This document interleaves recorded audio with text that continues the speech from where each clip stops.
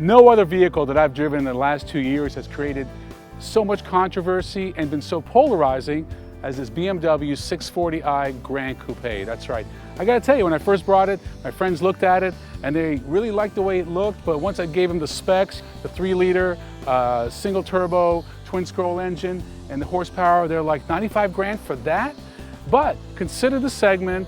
Granted, Mercedes really has an edge with their V8 starting in around low $70,000, but from a design standpoint, from an aesthetically appealing perspective, I think this thing is just beautiful. It drives great. It is a BMW. The interior is second to none. So, once they got in it, spent a little time in it, they kind of changed their opinion and go, okay, we can start to see the value proposition.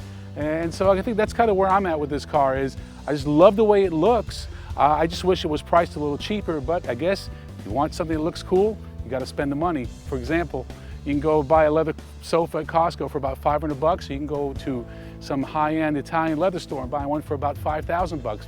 They both serve the same purpose, but the one looks a hell of a lot better.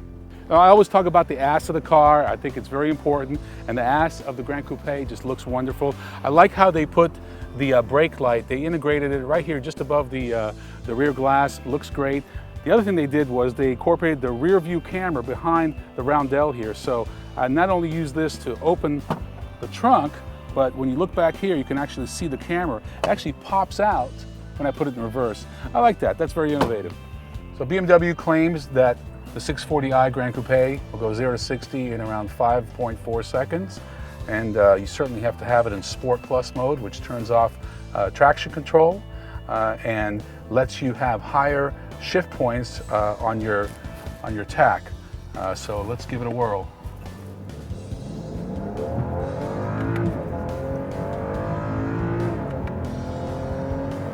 There you go. The engine in the 640i is a 3-liter twin power, they call it, which is essentially a twin scroll single turbo engine producing 315 horsepower and 330 pound-feet of torque. Now, it's definitely not going to be as powerful as the V8, but it's lighter and arguably a lot better for canyon carving, which is what we've been doing all day. You've probably heard me talk about auto start-stop technology. What it does is when you get to a stoplight, the vehicle shuts off and then starts right back up, kind of like what a hybrid does. However, here's a problem. We've been sitting here for about a minute and a half, and guess what? The car won't go. We have to actually start it up again. So not only does it start and stop temporarily, but it actually shuts off completely, forcing you to have to restart the car. So just something to consider.